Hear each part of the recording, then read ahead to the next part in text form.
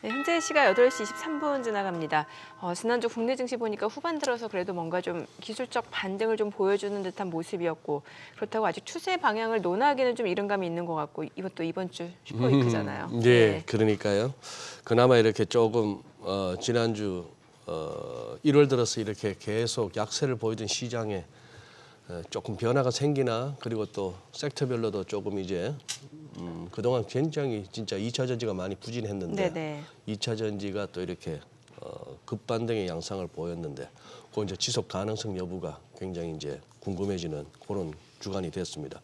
아니 게 아니라 앞서 이렇게 여러 코너에서 다뤘습니다만 이번 주는 살펴볼 게 너무 많은 주간이에요. 그러게요. 뭐 그래. 고용지표 나오고 FMC 올해 첫 FMC 있고 FMC 등등 있어. 또 애플 비전 프로 출시되고 우리나라에. 예. 그러니까요. 한번 찬찬히 한번 체크해봐야 되는 월요일 같습니다. 네, 오늘 또 디멘전 투자자문의 송재경 대표님과 시장 얘기 나눠보도록 하겠습니다. 어서 오세요. 어서 오세요, 네, 대표님. 안녕하세요.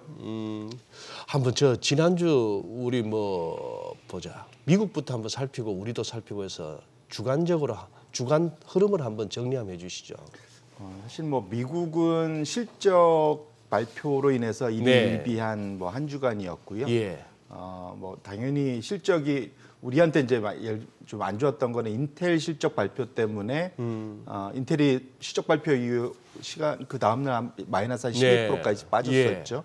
그것 때문에 사실은 금요일 날 전반적으로 분위기 좋았지만 삼성전자, SK하이닉스가 사실 오르지 못한 오히려 마이너스 효과를 봤었던 좀 아쉬운 점이 있었고요.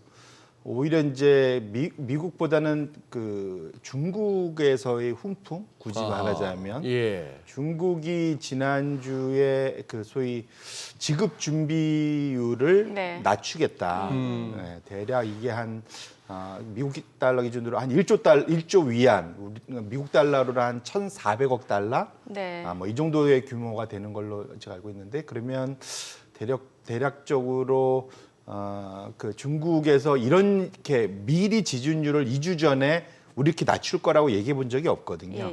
그만큼 어찌 보면 좀 다급했다 볼 수도 있지만 다행히 시장을 좀 그걸 긍정적으로 받아들이면서 홍콩 H지수 포함해서 중국 전반적인 지수가 반등을 수요일 이후에 해낸 것이 우리가 또 금요일 날 또 2차 전지주가 올라갈 수 있는 그런 심리적인 그런 안정감을 주는 그러한 한 주간이었지 않나 보고요. 아까 그 차트를 보여주셨지만 한 주간은 여전히 많이 그러니까 좀 반등을 했지만 그 보시면 이제 홍콩 항생 지금 노란색으로 맨 왼쪽에 있는 그러니까 네덜란드 제외하고는 이제 홍콩 항생이 상당히 이제 한 4%로 좋았고요. 그 다음에 맨 오른쪽은 일본이 한 주를 좀 쉬어갔습니다. 근데 요거를 제가 이제 한 달짜리를 안 갖고 왔지만 한 달을 놓고 보면 일본이 한 달 약간 제일 좋았어요. 한 6%대 상승률을 보였고 미국도 한 2%대 상승을 보였지만 우리나라가 사실은 상당히 안 좋았습니다. 우리나라 마이너스 한 5%대로 아까도 왔지만 G20 중에 우리가 꼴찌 이렇게 얘기했는데 상당히 안 좋았던 거는 분명하고요. 그거를 다만 금요일 날 바닥권을 찾을 수 있지 않을까라는 기대감을 갖게 하는 그러한 이제 조금의 변화 이런 것들이 나타난 한 주간이었다 이렇게 이해하고 있습니다. 그러네요. 저기서 근데 지금 말씀하신 대로 지금 일본 변화가 좀 궁금하거든요. 일본이 그냥 일시적인 차익 실이니까 또 시장에는 뭐 대표님 제가 듣기로는 이 뭐 빤하게요 아시아 권역에 들어갈 자금이란 게 있고 그 중에서 국가별 비중이 있을 텐데 그러니 글로벌 펀드들이 일본에서 돈을 좀 차익 실현을 하든지 빼면은 그게 이제 한국이나 중국 쪽으로 여타 아시아 지역으로 갈 수 있는 거 아니냐 하는 기대가 있는데 이게 실제 운용업계에서 실제 통하는 얘기입니까? 정확히 말하면은 그거는 상당히 가능성이 좀 낮다. 말씀드리고 싶고 이유가 뭐냐면 그러니까 일본에 투자하는 소위 운용 자금이라는 거는 우리 개인이 생각하면 일본 갔다 중국 갔다 미국 갔다 쉽게 할 것 같은데 보통 그 자금의 벤치마크 안에 일본이 들어가 있는 데는 한국이나 중국이 상대적으로 적게 들어갈 거의 안 들어가 있다. 이제 글로벌 선진국 지수에서 일본은 의미가 있는데 글로벌 선진국 지수에 당연히 중국은 안 들어가 있겠죠. 우리나라도 사실 안 들어가 있습니다. 그렇기 때문에 만약에 자금이 있으면 일본에 들어가 있을 자금이 만약에 빠진다면은 유럽으로 가거나 미국에 다시 돌아가거나 이런 것이 좀 더 손쉬운 방식이지 그것이 이머징으로 급격하게 빠져나온다. 그거는 상당히 좀 전반적으로 저희 그 컨트리 얼로케이션이라고 해야 될까요? 네. 이 분야에서는 좀 그 뭐랄까 그 장벽이 있는 네. 그런 거기 때문에 우리가 일반적으로 생각하는 것만큼 그렇게 쉽게 자금을 가지는 않는다 보셔야 될 것 같고요. 오히려 이제 지난 한 주간 동안이나 한 달 동안 보면은 금리가 여전히 사실은 예. 시장의 관건이었다. 예. 다음 차트를 열어봐 주시면 지난 한 주간 동안 일본이 금리가 사실 보시면 그 주황색 선이 한 주간인데 파란색 선은 한 달간이고요. 일본이 보시면은 제일 많이 맨 왼쪽에 있죠. 맨 네. 왼쪽에. 일본이 제일 많이 좀 움직였습니다. 네네. 그러니까 지금 보시면 일본이 결국은 금리 정상화 우리가 계속 그 얘기하고 있는데 예. 금리를 정상화하면은 엔화는 강세로 가고 그러면 일본에서 주식 자금은 좀 빠질 확률이 좀 높은 상황이거든요. 네네. 그러다 보니까 이번 한 달 동안 또 사실은 지난 한 3개월 또 길게는 1년 동안 일본이 상당히 강세를 보였던 것이 일단락될 수 있는지 여부는 결국은 일본 은행이 금리 정상화를 언제 어느 정도 규모로 하느냐가 관건이고 사실 그렇게 되면은 일본에서 빠져나오는 작업이 말씀하신 대로 한국 같은 데는 안 올 수는 있겠지만 당장은 전반적으로는 그러니까 일본에 쏠렸던 그런 흐름 자체가 좀 분산될 수 있다는 측면에서는 오히려 나머지 국가에는 분명 도움이 될 수는 있겠다. 그래서 지금 빠르게는 한 4월 늦어도 한 5, 6월 경에는 일본 은행이 그 금리 정상화를 할 것, 마이너스 금리 시대를 그만두는 것, 결국 그것이 적어도 올해 상반기에 전 세계 사실 자금 흐름에는 상당히 중요한 변곡점이 될 수 있다는 것만은 분명하다 이렇게 말씀을 드립니다. 네. 그리고 앞서 그래프 보니까 또 일본 증시가 조금 쉬어갈 때 오히려 또 홍콩 지수 같은 경우 좀 급등을 했단 말이죠. 그동안이 뭐 중국이 또 마찬가지고 홍콩 쪽 여러 가지 좀 경기 둔화 소식에 좀 증시도 많은 영향을 받았었는데 중국 쪽에서 뭐 대규모 부양책이 나올 거다 이런 소식이 전해져서 이제 홍콩 지수는 또 많이 올랐네요. 네, 맞습니다. 사실 중국으로부터 중국이 이제 제일 걱정되는 게 예. 시진핑 3기가 들어서서 예. 기대들이 제일 컸는데 네. 보니까 뭐랄까 시장에서 기대하고 바라는 얘기는 한마디도 안 한다. 그 대표적으로 이제 우리가 잘 아는 리커창이란 그 경제 총리가 있었지 않습니까? 예.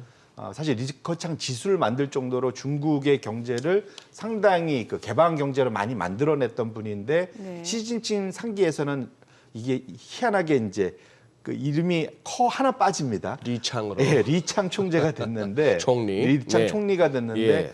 이분은 그러니까 이번에 다보스까지 가서도 우리는 부양책 안 써도 5% 성장할 거야. 예. 사실은 말도 안 되는 얘기를 제가 보기에는 네. 상당히 어려운 얘기를 시장이 기대해서 안 했던 그런 얘기들을 많이 꺼내갖고 실망하면서 1월달에 상당히 그 주가가 많이 빠졌었죠. 그러다 보니까 나중에 다급하게 해서 소위 이제 중국의 국영 펀드들이 자금을 투입하게 한다든지 네. 그 얘기가 좀 많이 돌았습니다. 그리고 이제 지급 준비율 인하를 사전 예고 없었던 워낙 카드가 없다 보니까 그런 얘기까지 꺼내면서 중국이 그러면 좀 태도 변화가 되는 거 아닌가 이런 이제 기대를 하게 됐고요. 결국 그런 것이 홍콩 지수가 급반등하게 된 역할이 됐고 아마 기억하실지 모르지만 제가 2주 전에 네. 중국의 그 PE를 역수로 한 이익 수익률이 10년물 금리하고 그 격차 예. 그것이 5.5%를 넘어가면 매직 넘버다.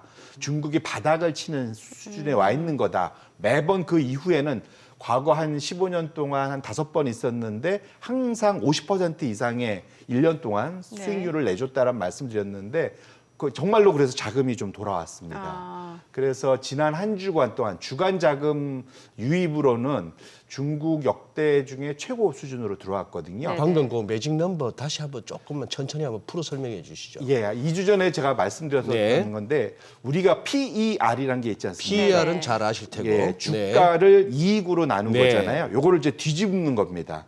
이익을 주가로 나눈 겁니다. 마치 우리가 원금을 넣으면 이자가 나오잖아요. 예. 그걸 이자율이라고 하지 않습니까? 예. 주식에서는 이익을 주가로 나누면 이익 수익률이라고 해서 꼭 이자하고 똑같은 개념이다 보시면 될 것 같아요. 이익 수익률. 예. 그러니까 올해 뭐 예상되는 이익을 현재의 주가로 나누면 몇 프로 된다. 배당 수익률에서 EPS하고는 좀 개념이 다르네요. EPS가 똑같습니다. 같은 똑같은 개념입니다. 같은 개념? 위에 배당이 올라가면 배당 수익률, EPS 이익이 올라가면 이익 수익률 오케이, 이렇게 하시면 되는데 네. 그것과 현재 금리와의 격차가 5%를 넘어가면 대략 5.5%입니다.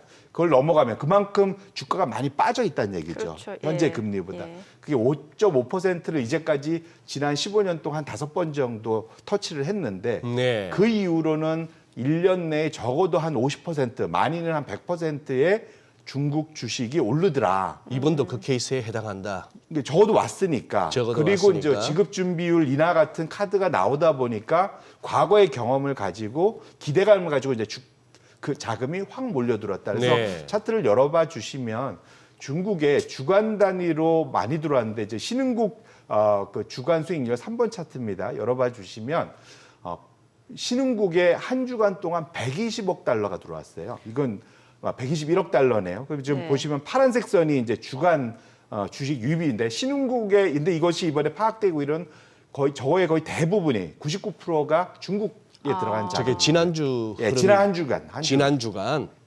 결국은 그렇기 때문에 홍콩이나 중국 시장이 급반등한 이유가 저런 급격한 자금 흐름 유입이 있었기 때문에 저렇게 가파르게 올라왔다 보셔야 될 것 같고요. 결국은 그러니까 적어도 지금 떨어지는 칼날에 손을 내미는 투자자들이 꽤 있는 네네. 거죠. 기관 투자가들 중에. 그래서 저는 궁금한 게 그 매직 넘버 말씀을 주셨잖아요. 네네네. 그러면은 결국에는 주가가 많이 떨어지거나 기업 이익이 늘어나거나 둘 중에 하나는 돼야 된다라는 건데 네. 지금 현재 상태로 봤을 때는 중국이 워낙 경기가 안 좋다는 얘기가 많다 보니까 맞습니다. 기업의 이익이 늘어나서라기보다는 주가가 많이 떨어져서 들어온 자금이잖아요. 맞습니다. 그럼 이게 일시적일 수도 있는 거 아니에요? 충분히 가능한 얘기고요. 저기는 상당히 이제 용감한 예. 소위 역발상 투자라고 하잖아요. 저 자금들은 아마 한번 들어가면 꽤 오래 갈 겁니다. 그래요? 예. 일시적이다 하더라도. 예, 그러니까 물론 이제 저걸로 계속 올라갈 수는 없고 네. 저기는 이제 소위 이제 불안하지만 떨어진 칼날에 손을 내밀어서 내 바로 위에서 멈추길 바라는 거죠, 사실은.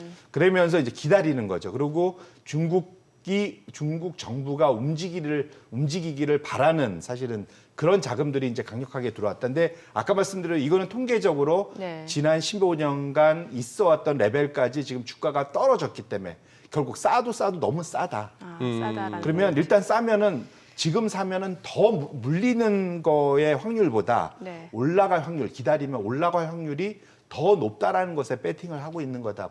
그래서 시간과의 싸움이라고 생각하고 아마 저분들은 들어갔을 거다 보고 있고요. 물론 말씀하신 대로 중국 정부가 이전과 같지 않아서 사실은 정책 불확실성이 너무 이전보다 많이 커졌습니다. 네. 그리고 시진핑 정부가 냉정하게 보면은 소위 시장 친화적이지 않거든요. 그런 예. 측면에서 못 보면 저 자금들이 분명 실망하고 오래 묶여 있을 수도 있습니다.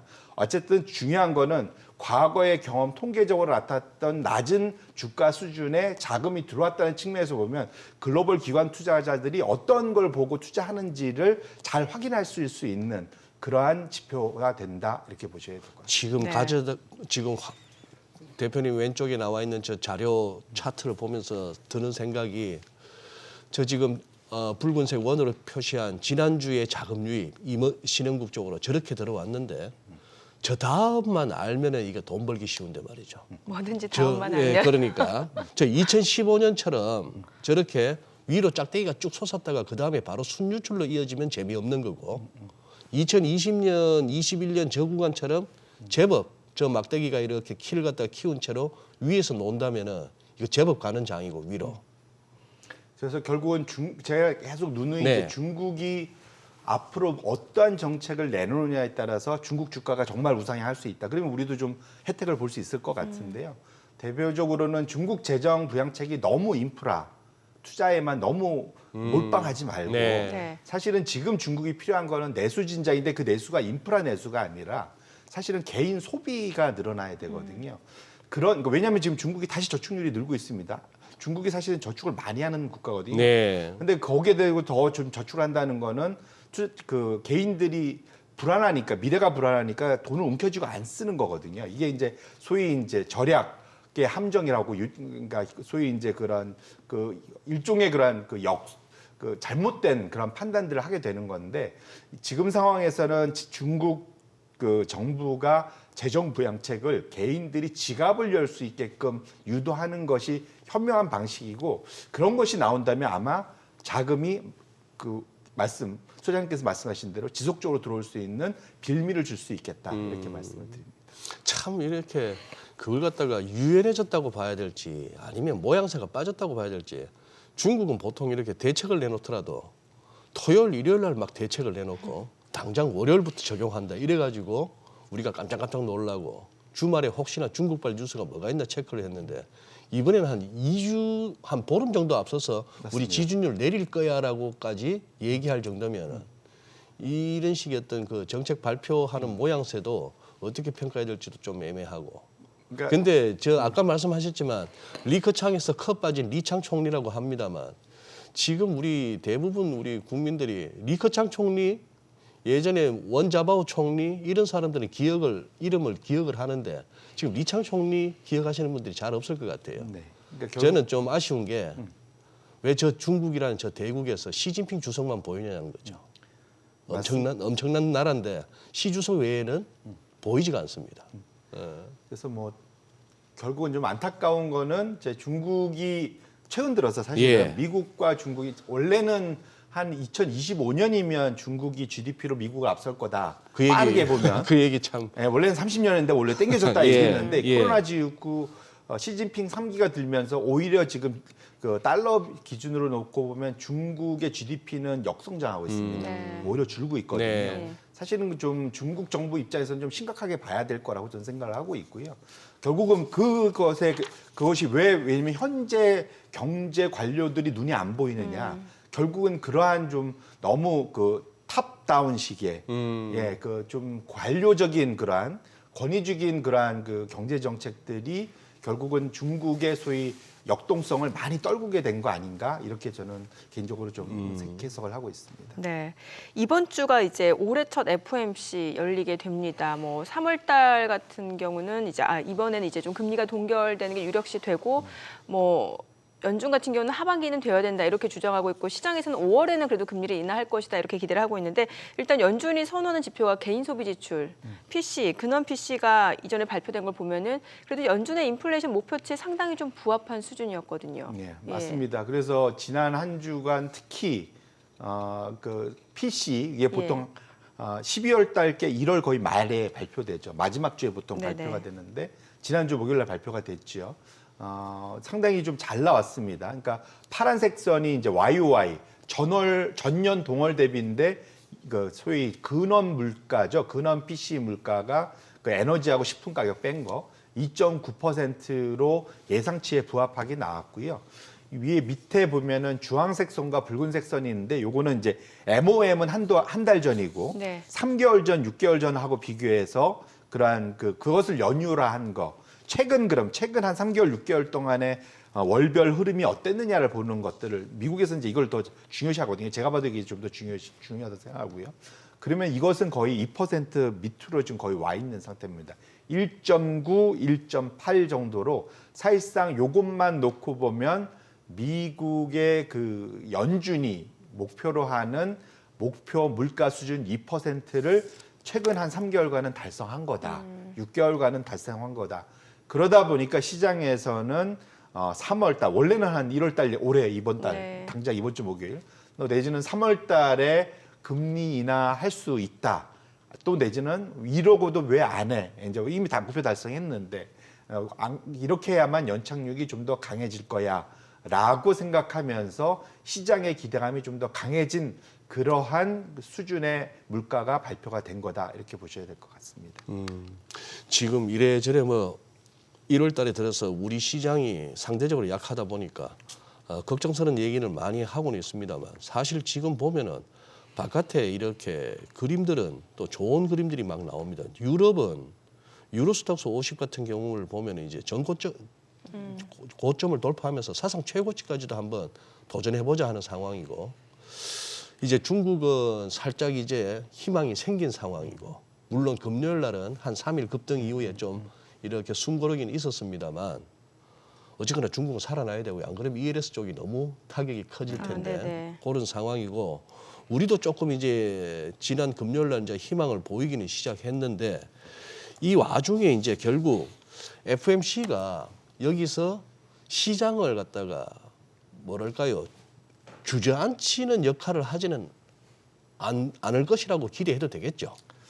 그러니까 지금 시장의 기대는 3월 달부터는 금리 인하해주면 좋겠다. 네. 예. 이제 그리고 사실 그걸 주가에다가 네. 많이 반영을 사실은 12월까지 시켰었죠. 네. 그리고 1월 달에도 뭐 미국 시장은 한 2% 이상 올랐으니까요. 네. 상당히 좀 상당히 좋은 성과를 내고 있는데 물론 지금 아까 보셨듯이 1월 달은 이제 금리 인하는 완전히 물 건너갔다라고 시장은 그렇죠. 확인하고 있고 지금 그 3월 달 금리 인하에 대해서는 지금은 이제 반반입니다. 그래도 많이 낮아졌잖아요. 그렇죠. 원래는 불과 한 달 전까지만 해도 네. 3월 달에 금리 인하 90%까지 그렇죠. 봤었는데 많이 떨어진 데 가장 큰 이유가 뭐냐면 4분기 미국의 GDP 성장률도 상당히 잘 나왔지만 네네네. 1사분기도 여전히 미국의 GDP 성장이 잘 나올 거다라는 이런 표현이 있지만 연준 입장에서는 네. 우려가 되는 겁니다. 그러니까 경기가 좋으면 수요도 계속해서 증가될 수 있고 인플레이션 압력이 커질 수 있다. 맞습니다. 예. 이제 대표적으로 이제 애틀란타 연은에서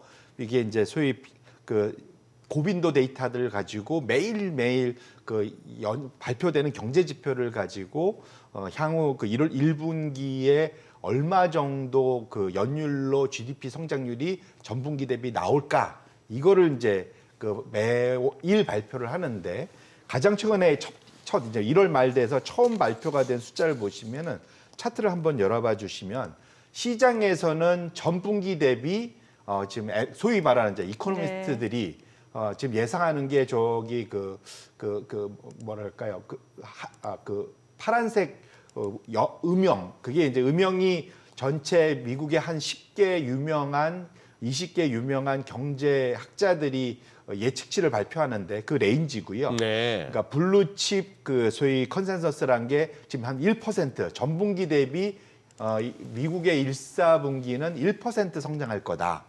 연율로 봤을 때 거의 그냥 그 똑같을 거다라고 예상을 하는데 애틀란타 연은의 모델이 얘기하는 건 아니야. 3% 2분기보다 더 높게 4분기보다 더 높게 나올 거야라고 얘기를 하고 있는 겁니다. 이 정도 되면 사실은 과열이거든요. 미국 입장에서도. 네. 왜냐하면 지금 3분기, 4분기 그다음에 이번 올해 1분기까지 3%에서 3% 전후의 그런 성장을 계속 내고 있는 거 입장에서 보면 결국은 이것이 인플레이션을 자극할 수 있는 그런 우려를 분명 만들 수 있고요. 그렇기 때문에 사실은 그 PC 아까 우리가 봤던 개인 소비 지출 물가가 예상치대로 아주 잘 나왔음에도 하향 안정화됐음에도 불구하고 3월 달 금리 인하에 대해서 절반 이하로 점점 내려가고 있는 이유가 여기에 있다 이렇게 보셔야 될 것 같습니다. 지금 그런데 금리가 사실 좀 워낙 증시가 이렇게 탄탄해서 이렇게 좀 강조가 안 되고 있습니다만 아까 보여주셨다시피 일본 금리도 많이 올랐지만 미국채 금리도 오르고 있고 우리도 금리가 살금살금 오르고 있거든요. 네. 거기다가 유가도 살펴보자면은 한 78달러 수준까지. 예, 은근히 지금 이게 예. 유가가 슬금슬금 오르고 있습니다. 지금 월요일 시작하면서 바로 뭐 뉴욕의 시카고 시장 열리기 전이긴 하지만 선물 거래도 또 갭까지 하면서 이렇게 위로 튀고 있고 조금은 이렇게 이번 주가 만만치는 않을 것 같아요. 결국은 금리가 상당히 좀 중요한 네, 계속해서 네, 말씀드리지만 네. 주연 이슈고 아까 유가 같은 경우는 지난 주말 동안 후티 반군이 예. 이제 원래는 안 건드렸는데 유조선은 잘 안 건드렸는데 예. 유조선을 사실 공격을 했잖아요. 예. 그렇다면 이제는 그쪽을 지나는 유조선들이 이제 다 돌아가거나 멈추서거나 만에 하나 이제 이란까지 거기에 진입을 하면은 더 심각해진다. 이제 이런 것 때문에 유가가 급등하게 된 배경이다 이렇게 보셔야 될 것 같고. 또 뭐 미군 사망 소식도 들리더라고요. 또 중동 그러니까 쪽에. 사실 제 걱정인 중동 전쟁이 네. 이란까지 참전하면서 확전되면 그건 사실은 상당히 어려운 국면으로 간다 이렇게 보셔야 될 것 같고. 그다음에 아까 저희가 봤듯이 결국은 미국의 금리 자체는 경제 성장률하고 같이 가는데 아까 말씀드린 경제 성장이 이렇게 좋으면 네. 금리가 하향 안정화되기가 되게 어렵겠죠. 예. 네. 인플레이션도 인플레이션이지만 금리가 위로 올라갈 수 있습니다. 근데 어쨌든 아까 우리가 안정화된 개인 PC 물가 자체도 사실은 경기가 좋으면 결국은 시차를 두고 올라갈 수밖에 없다. 그래서 다음 장표를 좀 열어봐 주시면, 그러니까 미국 PC 물가는 후행 지표입니다. 아시겠지만 예. 인플레이션 후행인데 그에 앞서서 선행 지표가 뭐냐면 이게 이제 노란색 선인데 미국의 OECD 우리 선행 지수 많이 보는 지표잖아요. 네. OECD 지금 종합 선행 지수가 지금 보시면은 꼬리를 들고 자꾸 위로 올라갑니다. 당연히 지금 3분기 연속 지금 경제 성장률이 계속 우상향하고 있기 때문에 당연히 이거는 미국의 경기 강세가 나타날 수밖에 없는 상황이고요. 결국은 시차를 두고 인플레이션이 끌려 올라오는 거꾸로 위로 이제 견인되는 디맨드 풀이라고 하죠. 그러니까 네. 결국은 수요가 끌고 올라오는 그러한 인플레이션 우려가 있기 때문에 이렇게 보면 연준이 쉽게 금리 인하를 결정하기가 상당히 어려워. 결국은 시장이 기대하는 금리 인하의 시기가 점점 뒤로 밀릴 수밖에 없는 현재의 빌미가 저기서 제공되고 있다. 이렇게 보셔야 될 것 같습니다. 네. 그 관련 뉴스 조금만 소개해드리자면은 어쨌거나 27일 현지 시간 주말이었죠. 그 시리아 국경하고 가까운 요르단 북부에 주둔한 미군이 친이란 무장 세력의 무인기 공격을 받아서 미군 3명이 숨지고 또 5가 부상했다. 뭐 사람 목숨 중요한 거는 다 똑같은데 미군이 죽었다 하면 또 이게 뉴스가 되잖아요. 그리고 이제 바이든 대통령이 또 이제 성명을 발표하면서 우리가 선택하는 시기와 방식으로 어쨌거나 책임을 묻겠다 해서 이제 보복을 예고하고 하니까 지금 한 1% 이상 뭐 유가가 뛰고 있다 하는 뭐 그런 얘기입니다. 예. 그래도 우리 뭐 지금 분위기 봐서는 네. 좋은데요. 아, 오늘 호가요? 네.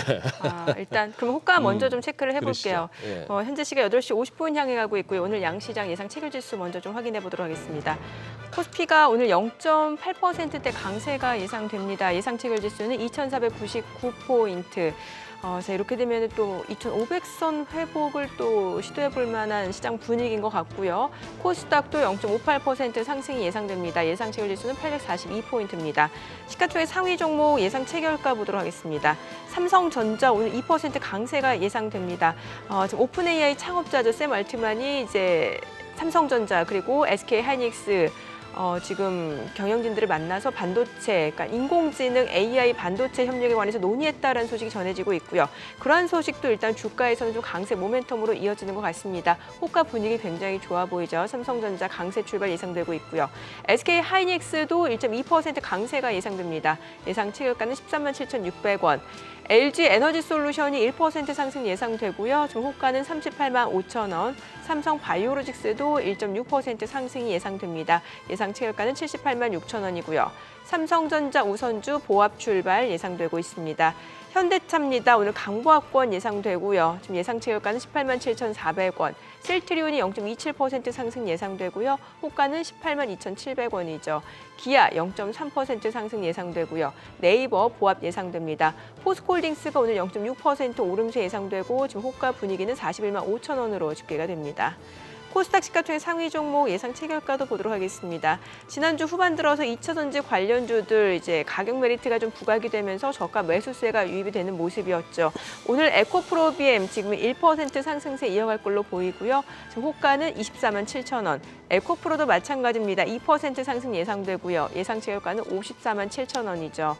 HLB가 1.8% 상승 예상되고요. 예상 체결가는 66,400원. 셀트리온지약 2.8% 호가 분위기 좋습니다. 10만 8천 원 예상되고요.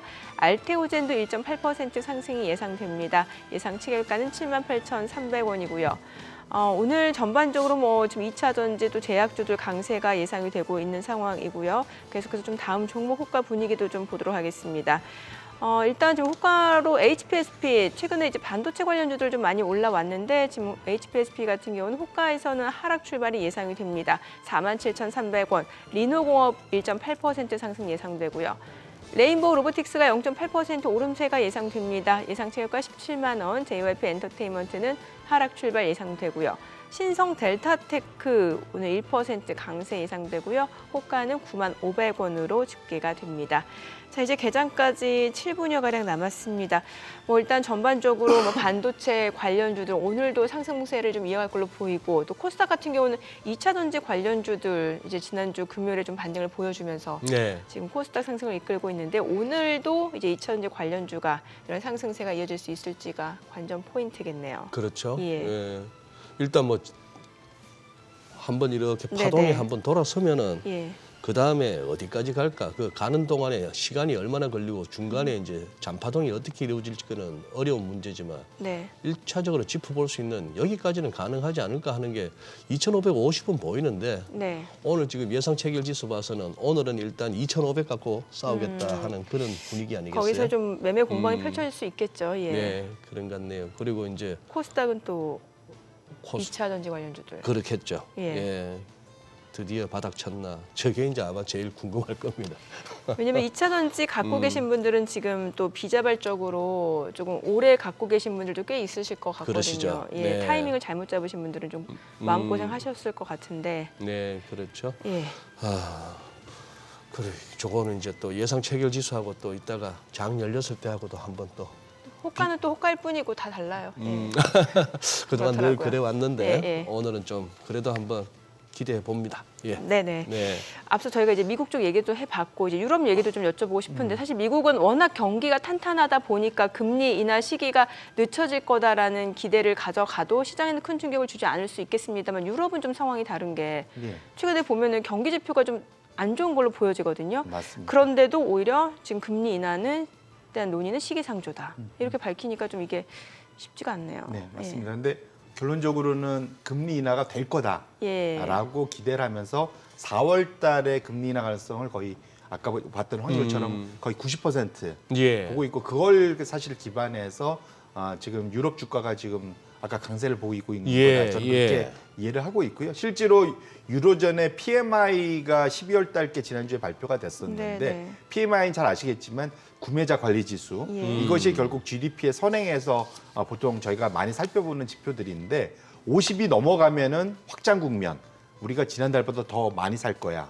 반면에 그 50 이하 미만으로 가면 수축, 우리가 지난달보다 우리가 상당히 좀 허리띠를 졸라매고 있어. 이제 이걸 얘기해 주는 거거든요.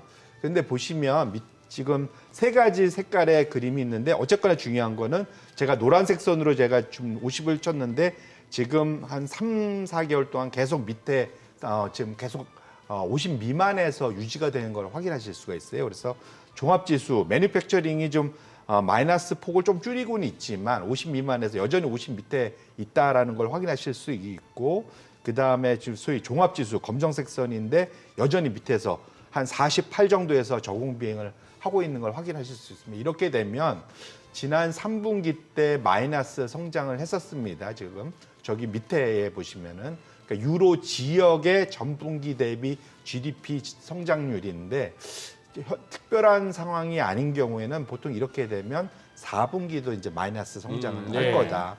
그러면 결국은 물가가 확실하게 잡히려는 걸 기다리다 보면은 사실은 경기에 대한 부담도 생기게 되고, 그러니까요. 다만 그러니까 ECB는 고용에 대해서는 책임을 안 집니다. 그러니까 미국은 연준이 고용까지도 책임을 져야 네네. 되는 목표가 있지만, ECB는 왜냐하면 각국별로 고용은 자기 나라가 알아서 해야 되기 때문에, 그런 측면에서는 물가에서 의외로 사실 유럽 물가가 좀 더 빨리 내려왔는데, 거기에 비해서 아직도 라가르드가 강하게 얘기를 하는 이유가 저기에 있다 보셔야 될 것 같고, 어쨌거나 현재 유럽 쪽의 목표는 4월 달 금리 인하가 되는 것을 가정해서 배팅을 하고 있기 때문에, 만에 하나 혹시라도 이제 그것이 잘 이루어지면 뭐 유지가 되겠지만, 혹시 금리 인하가 더 미뤄진다면 유럽의 그 강한 지금 스톡스 50이나 뭐 스톡스 3, 그 지수들 자체가 네. 조정을 받을 가능성도 충분히 있겠다, 이렇게 말씀드립니다. 예. 조금 수급 측면에서 혹시 송 대표님, 외국인들한테서 뭔가 이렇게 원하는 방향성이 느껴집니까? 아니면 여전히 한국 증시에서 그 정가의 보도인 현선물 왔다 갔다 하면서 그냥 차익 따먹기 하고 있는 걸로 보이십니까? 사실 한국 투자를 외국인들이 한국 코스피 지수는 열심히 봅니다. 코스피 지수는. 근데 코스피 지수를 보는 게 뭐냐면 네. 전 세계 경기의 선행 지표로 봅니다.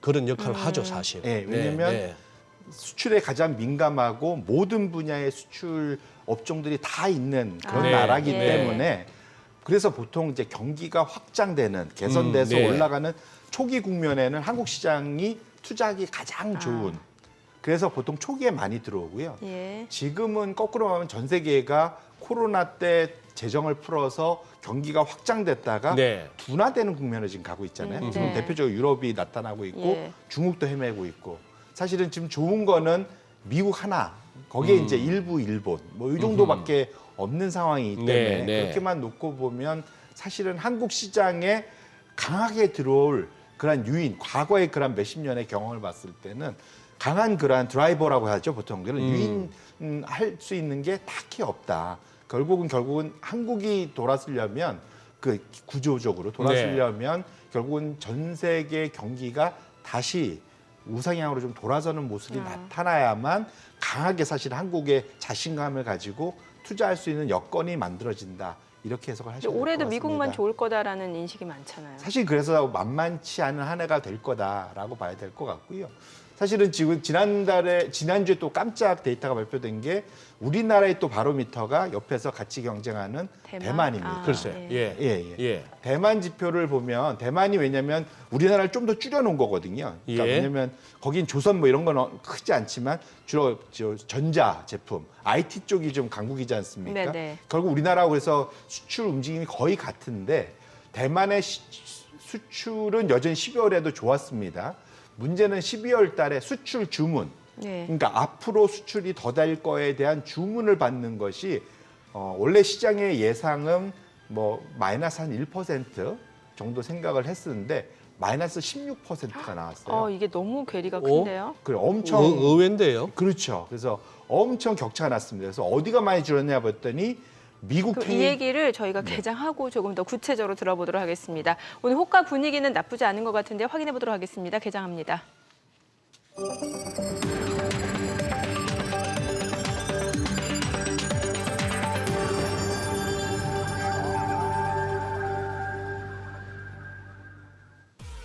네, 1월 29일 월요일 국내 증시 개장했습니다. 지난주 후반 들어서 이제 국내 증시 좀 반등을 신호하는 듯한 모습이었습니다. 2차 전지 관련주들 대기 매수세, 저가 매수세가 유입되면서 코스닥 상승을 이끌었고요. 코스피 같은 경우도 반도체주들이 좀 강세를 나타내면서 시장 반등을 이끄는 모습이었습니다. 다만 이번 주 이제 올해 처음으로 열리게 된 FOMC 회의가 예정이 되어 있고 시장에서는 이제 금리 동결이 유력시 되고 있는 분위기고요. 주요 빅테크들 실적 발표도 예정되어 있습니다. 마이크로소프트, 알파벳 이런 빅테크들 실적도 시장에 많은 영향을 줄 수밖에 없는 변수기 때문에 좀 체크를 해보셔야 될 것 같고요. 오늘 양시장 출발 지수 보도록 하겠습니다. 코스피가 0.49%의 상승 출발 보여줍니다. 2,490포인트고요. 코스닥 0.4% 올라갑니다. 840포인트입니다. 시가총액 상위 종목 시초가 보겠습니다. 삼성전자, SK하이닉스 두 종목 모두 상승을 보여주고는 있습니다만 호가보다는 상승 탄력이 조금은 둔화되고 있는 모습이죠. 삼성전자가 73,900원 그리고 SK하이닉스 0.37% 올라갑니다. 136,500원. LG에너지솔루션이 0.79% 올라갑니다. 384,500원이고요. 오늘 삼성바이오로직스가 굉장히 주가 탄력이 좋네요. 3.7% 강세, 80만 원을 넘어섭니다. 80만 2천 원에 거래되고 있습니다. 삼성전자 우선주가 강보합권이고요. 현대차가 0.2% 올라갑니다. 18만 7,800원. 셀트리온도 강세입니다. 1.2% 올라갑니다. 18만 4,400원이고요. 기아 0.3% 올라갑니다. 포스코홀딩스가 1.2% 상승하면서 41만 7,500원이고요. 네이버가 보합으로 21만 6,500원에 거래되고 있습니다. 자, 오늘은 바이오주들이 흐름 좋습니다. 삼성 바이오로직스뿐만 아니라 SK 바이오팜도 2.6% 강세로 9만 300원에 거래되고 있습니다. 지금 닷새만에 좀 반등을 보여주고 있는 거고요. 특히 바이오 섹터 같은 경우는 지금 외국계 창고 쪽에서 매수 주문이 좀 들어오고 있는 것으로 보여집니다. 외국인들의 매수세가 유입되는 것으로 보여지고요. 코스닥 시가총액 상위 종목 시초가 보겠습니다. 에코프로비엠이 0.4% 떨어집니다. 24만 2,500원이고요. 에코프로가 보합이네요. 53만 6천 원. 그리고 HLB가 3.9%, 4% 가까운 강세입니다. 셀트리온제약도 3.8% 강세입니다. 10만 9천 원. 오늘 바이오주가 굉장히 강하네요. 알테오젠도 1% 상승 보여주고 있는 상황입니다. 자, 이어서 HPSP 또 그리고 레인보우 로보틱스 시초가도 보도록 할게요. HPSP가 0.9% 하락 47,300원이고 리노공업 0.2% 소폭 올라갑니다. 레인보우 로보틱스 1% 약세 16만 6,500원이고요. JYP 엔터테인먼트가 좀 많이 떨어집니다. 3% 하락 79,300원. 신성 델타테크도 1.4% 약세 흐름 보여줍니다. 자, 오늘 코스닥 쪽이 상승을 보여주고 있는 상황이고요. 자, 지금 보게 되면은 양시장이 좀 음봉으로 전환이 됐어요. 지금 상승폭을 많이 반납한 상태인데 코스피가 강보합권이고 코스닥은 오히려 약보합으로 좀 전환이 됐거든요. 오늘 시장에서 좀 강세를 보여주고 있는 섹터 어떤 섹터가 있는지 좀 보도록 하겠습니다. 유가가 좀 많이 올랐잖아요. 지금 서부 텍사스산 중진료 가격이 지금 배럴당 78달러 수준까지 올라섰고 지금 흥구석유가 지금 8% 강세입니다. 11,320원에 거래되고 있고요. 중앙 에너비스도 3.4%, 4% 강세입니다. 19,000원을 넘어서고 있고요. SK 이노베이션 1% 상승 중입니다. 11만 7,100원 선에서 거래되고 있고요. 지금 S-오일 그리고 역시 극동유화 지금 강세 보여주고 있고 대성산업도 1.3% 올라갑니다. 오늘 이제 석유가스 관련주들, LPG 관련주들이 많이 올라가고 있는 상황이고요. 그 밖에는 포스뱅크가 오늘 급등을 보여줍니다. 오늘 상장이 됐고 지금 192% 52,600원에 거래되고 있습니다. 포스뱅크가 오늘 신규로 상장했고요. 지금 191% 급등 중이고요. 지난주에 또 상장했던 종목들 같은 경우는 지금 종목별로 상당히 희비가 엇갈리고 있는 모습이죠. 현대임스 같은 경우는 차익 실현 물량이 나오면서 또 22% 하락 중이고요. 자, 오늘 전반적으로 시장 상승 탄력이 좀 둔화되고 있는 모습이고 여전히 좀 경계성 매물들이 좀 많다라고 보여집니다. 수급 상황 좀 체크해 보도록 하겠습니다. 오늘 유가증권 시장에서는 외국인과 기관이 팝니다. 각각 234억 원, 44억 원 순매도고요. 개인 투자자는 293억 원 순매수를 보여줍니다. 코스닥에서도 개인 투자자는 1,239억 원 매수 우위고요. 외국인과 기관은 각각 826억 원, 365억 원 매도 우위입니다. 지금 시각 9시 4분 지나갑니다. 환율 좀 체크를 해보도록 할게요. 오늘 외환시장 개장 상황입니다. 달러원 환율은 2원 20전 상승하면서 1,338원 50전에 개장이 됐습니다. 제가 앞서 호가는 호가일 뿐이다라는 말을 좀 괜히 한 것 같다는 생각이 드는 게 괜히 하셨어요. 예. 괜히 그냥 부정타격. 아니 부정이요? 그러네요. 또 외국인들이 이렇게 또 예. 왔다 갔다 하고 외국인 기관이 안 돕는 와중에 개인 매수만 갖고는 아무래도 반등에 힘이 딸리겠고 금리가 많이 빠지네요. 국채 선물은 반비기 이상 빠지고 있고. 그렇죠. 그리고 아마 또 그것도 살펴야 되겠죠. 지금 지수 선물 흐름 봐서는 지금 미국 장이 이렇게 주초에 그렇게 강하게 출발할 것 같지는 않습니다. 현재 마이너스니까. 네. 이런 것들 봐서는 아까 예상 체결 지수는 조금 이렇게. 근데 바이오는 굉장히 강한데요? 바이오 좋은 거는 지난주부터 이렇게 조짐이 보였잖아요. 그렇죠. 예. 우리도 이 시간 통해서 좀 살피면서 바이오 쪽은 이렇게 한번 볼만하다라는 그런 네. 어떤 결론이 도출되고 했는데 2차 전지가 생각보다 단발성으로 끝나나 싶기도 한데 장중 흐름도 이렇게 보긴 봐야 되겠습니다. 일본은 일단 상승 출발이네요. 네, 그렇습니다. 앞서 저희가 대만 아까 대만 이야기를 얘기하다가. 했었거든요. 예. 그 이야기 좀 마저 들어볼게요. 예. 이제 그게 왜 중요하냐면 말씀드린 대로 우리나라가 수출 중심이고 네. 결국 대만이 우리나라의 축소판이기 때문에 중요하다. 비슷하게 가니까. 맞습니다. 근데 예. 지금 12월 달이 예상 밖으로 그 수출 주문이 급락을 했지 않습니까? 근데 주로 빠진 지역을 봤더니 중국에서 빠진 게 아니라 서로 싸운다고 중국에서 빠졌을까 했는데 중국이 아니고 미국과 유럽에서의 수출 부분이 급격하게 줄었다. 근데 이걸 이제 굳이 좋게 해석을 하면 일시적이다라고 해석을 하려면 네. 코로나 이전에는 통상 12월 달이 원래 수출 주문이 좀 약했습니다. 예. 왜냐하면 미리 선주문을 해놔야 크리스마스 시즌에 물건을 받아볼 거니까 네. 12월은 사실상 약했었는데 그게 돌아온 건지 아니면 이것이 결국 전 세계 특히 미국과 유럽의 향후 그러한 수요가 둔화되는 것에 상징적인 그러한 선행 지표인지는 좀 지켜봐야 되겠지만 썩 유쾌한 데이터는 아니다 보셔야 될 것 같고 이것이 우리나라 1월 달에 근데 또 마침 까만 날짜 배 떨어진다고 1월 달 우리 네. 수출이 좀 약간 또 약화돼 있잖아요. 네, 그래서 네. 이런 것들을 연계해서 보면은 올해 수요가 그렇게 썩 전 세계 수요가 강하기는 어렵겠다 이렇게 보셔야 될 것 같습니다. 그동안에 이렇게 반도체가 어떻게 보면은 선전했던 최근 한 달이지 않습니까? 요것이 그러면은 이제 은근히 또 우리 국내 시장에서 반도체하고 2차 전지를 갖다가 일종의 롱숏처럼 보는 그런 경향이 생겼잖아요, 대표님. 네. 혹시 지난주 후반부터 생긴 어떤 변화가 이쪽 반도체 쪽하고 2차 전지에 어떤 좀 변화를 갖고 온다고 보시는지? 뭐 사실은 상당히 개별적으로 움직이는 개별적으로. 예. 왜냐면 펀더멘탈은 서로에게 영향을 주는 네, 네. 상황은 아니라서 좀 저는 그건 개별적으로 움직이는데 왜냐면 서로에게 영향을 줘야만 이제 주가 흐름이 롱숏을 할 수 있는 상황이었습니다. 네. 그래서 그거는 아니라고 보는데 네. 어쨌거나 제가 그래서 이번에 2차 전지를 언제쯤 사야 될까에 예. 대한 고민 때문에 펀더멘탈 지표를 뭘 보면 좋을까요 찾다가 네. 제가 이번에 찾은 거는 리튬 가격을 확실히 계속 봐야 되겠다라는 결론을 내렸고요. 차트를 하나 한번 열어봐 주시면 리튬 가격이 사실은 전 세계가 다 이제 전기차로 다 바뀔 거기 때문에 리튬에 대한 수요가 어마어마할 거다. 그것 때문에 사실은 그 리튬 가격 자체가 이게 이제 그러니까 파란색 하늘색 선인데 지금 엄청 올랐고요. 그 녹색 선이 테슬라입니다. 테슬라 주가 흐름이고요. 보시면은 후행적으로 오히려 그 리튬 가격이 우상향해서 올랐다가 작년 정확히 4월 이후부터는 보시면은 리튬 가격이 이제는 약간 테슬라 주가에 선행해서 이제 움직이는 걸 좀 보실 수 있다. 예.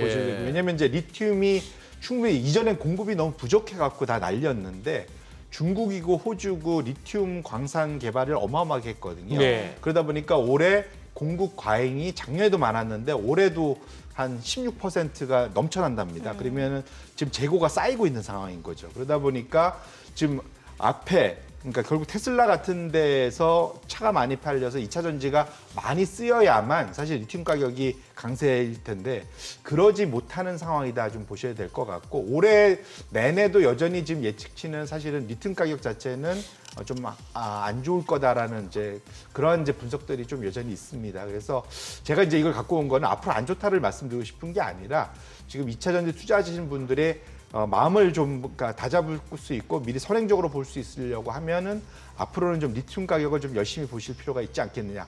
관련된 호주나 중국의 광산업자들의 움직임 이런 것도 같이 보실 필요가 있겠다 이렇게 말씀을 드립니다. 네, 반도체도 좀 여쭤볼게요. 사실 올해 시장 뭐 국내 증시뿐만 아니라 글로벌 증시를 주도할 섹터 대부분의 전문가들이 다 AI 반도체 얘기합니다.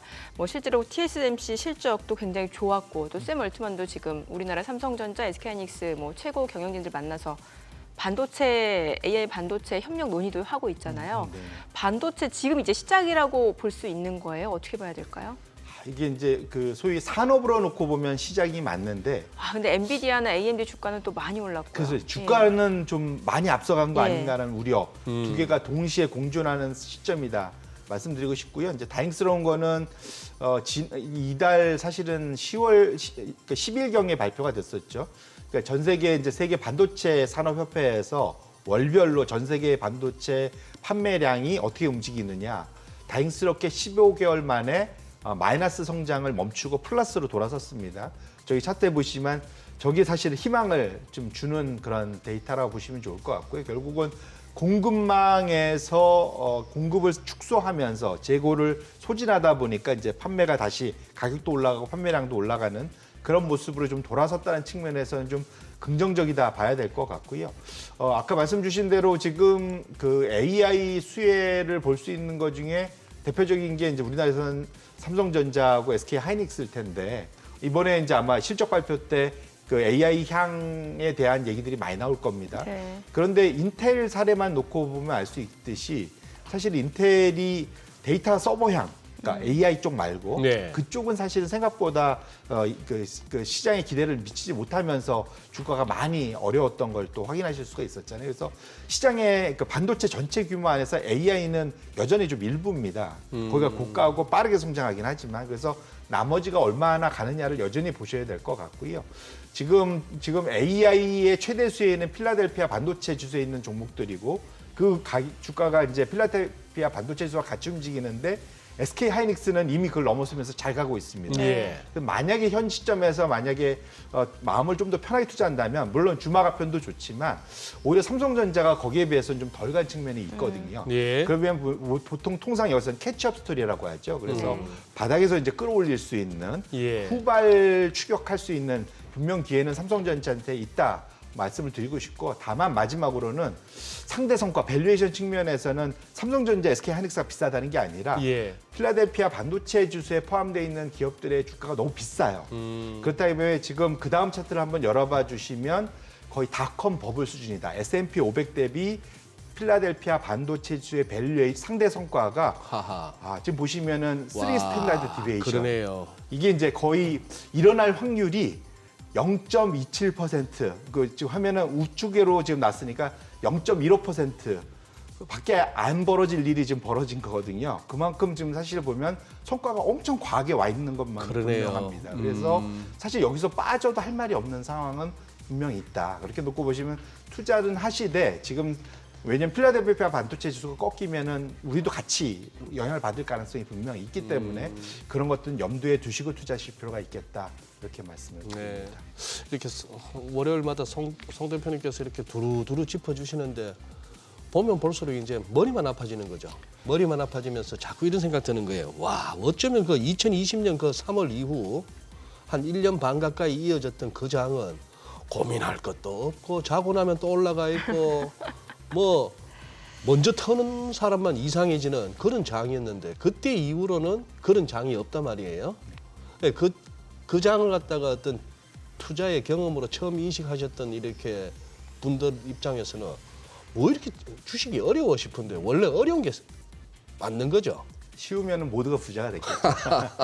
저는 제일 그래도 송 대표님 갖고 오시는 설명 중에 바로 직관적으로 이해되는 거는 유동성인데 혹시 그 부분에서는 지난주에 좀 변화 없습니까? 지난주에는 유동성이 살짝 또 아래로 좀 밀렸습니다. 좀 그래서 밀렸습니까? 이번 주에 네. 그 미국 국채 분기별로 발표되는 국채 발행 규모와 비중이 발표가 됩니다. 그러니까요. 그래서 10월 말에 미국에서 국채 발행할 때 우려했던 10년물을 좀 줄였고 2년물, 1년물 미만을 많이 내려줬잖아요. 네, 그랬죠. 근데 그게 지금 전체 발행이 20% 넘어섰습니다.